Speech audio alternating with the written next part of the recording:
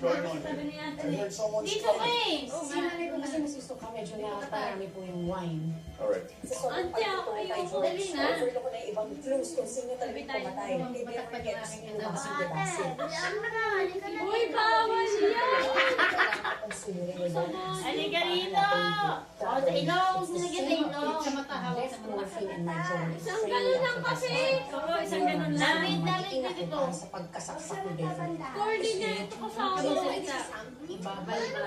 Sige, enjoy! Okay, next. Next round. Ang magiging sa Malas ka magbigay. Kita ko sa library.